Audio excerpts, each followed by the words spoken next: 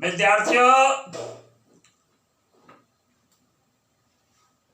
जब चलना मुश्किल हो जाए तो भले एक कदम उठाओ, रुको मत, बस चलते रहो।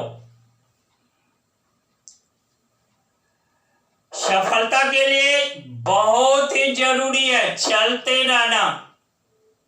ऐसा करने पर सक्सेस आपके साथ होगी, एक ना एक दिन जरूर होगी। विद्यार्थियों, अब मैं पैराग्राफ चेंज कर लेता हूं। आओ, कहाँ आओ? 3 डायमेंशनल ज्योमेट्री की तरफ आओ। 3 डायमेंशनल ज्योमेट्री से एक क्वेश्चन आपके सामने लिखा हुआ है, लिया गया है 3 डायमेंशनल ज्योमेट्री से, और वो आपके सामने इस व्हाइट बोर्ड पर लिखा हुआ है। छोटा सा कंसेप्चुअल देखो, लिखा हुआ है the Cartesian equation of line is. ध्यान देना, लाइन का कार्टेशियन इक्वेशन है, दिया हुआ है। वह क्या है? x - 5/3 इक्वल टू देखो y + 4/7 इक्वल टू देखो z - 6/2 है। Right it's vector form. इसके वेक्टर फॉर्म को लिख डालना है। समझ गया? देखो,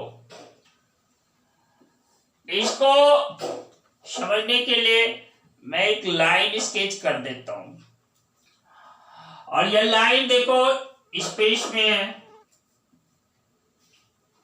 इस लाइन का नाम लेट कर लेता हूं, L है, लेट।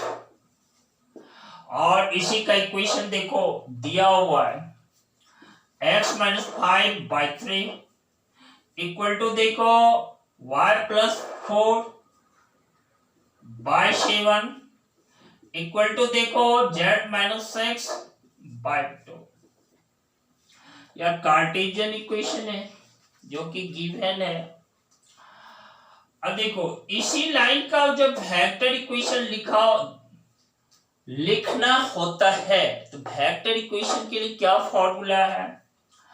आपने पढ़ा है vector r equal to vector a plus lambda into vector b। यह मेरा वेक्टर इक्वेशन है। जस्ट समझ लेना है कि यह वेक्टर a क्या है, वेक्टर b क्या है, और वेक्टर r क्या है, साथ ही लैम्ब्डा क्या है। तो ध्यान देना, वेक्टर a जो है ना, इस लाइन पर किसी गिवन पॉइंट का पोजीशन वेक्टर है। गिवन पॉइंट है जिसका कोऑर्डिनेट्स दिया हुआ है, उसी का पोजीशन वेक्टर है।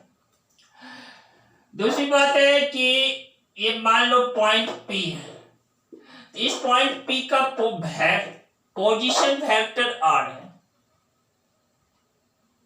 और यह पॉइंट P आर्बिट्रेरी पॉइंट है, स्वैच्छिक बिंदु है, उस लाइन पर लाइज करता है, और उसी स्वैच्छिक बिंदु, उसी आर्बिट्रेरी पॉइंट का पोजीशन वेक्टर है vector R with respect to origin. ध्यान में रखना, ओरिजिन के रिस्पेक्ट में।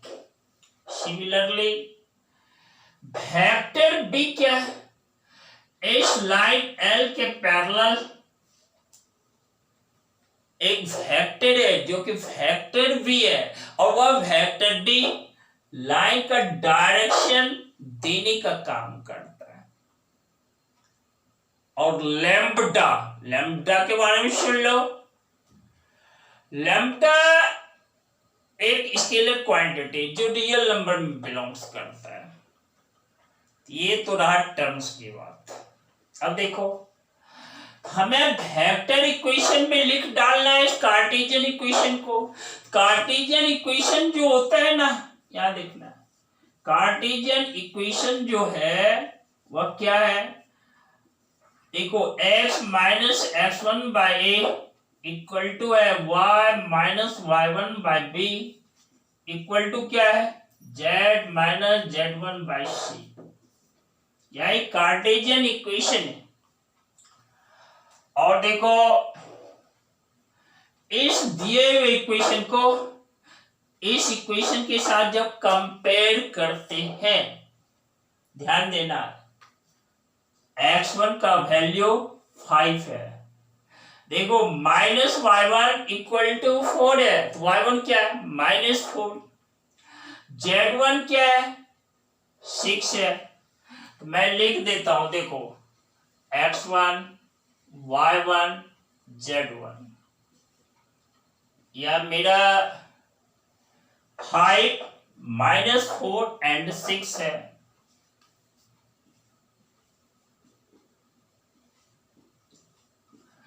और ये पॉइंट ए है ना, इसी का कार्टेशियन कोऑर्डिनेट्स है।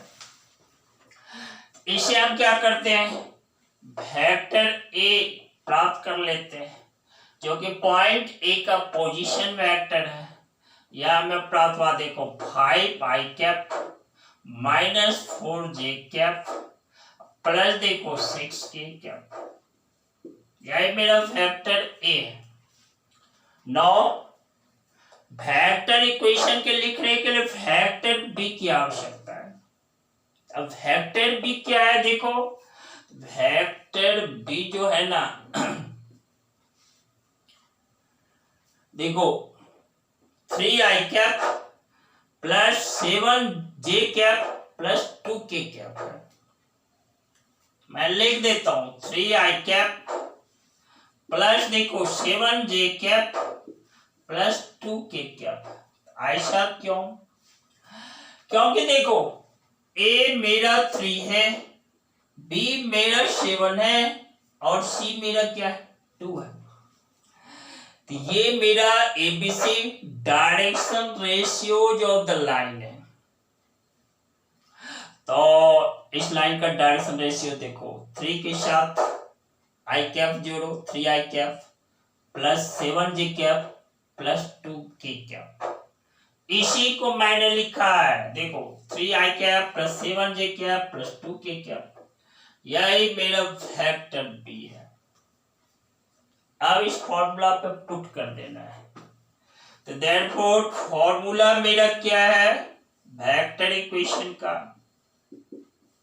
Vector r equal to vector a plus lambda into vector b. Therefore देखो vector r equal to vector a के प्लेस पर इसको पुट कर देते हैं। देखो 5i cap -4j cap plus 6k cap plus देखो लैम्ब्डा और वेक्टर बी के प्लेस पर देखो 3i कैप प्लस देखो 7j कैप प्लस देखो 2k कैप।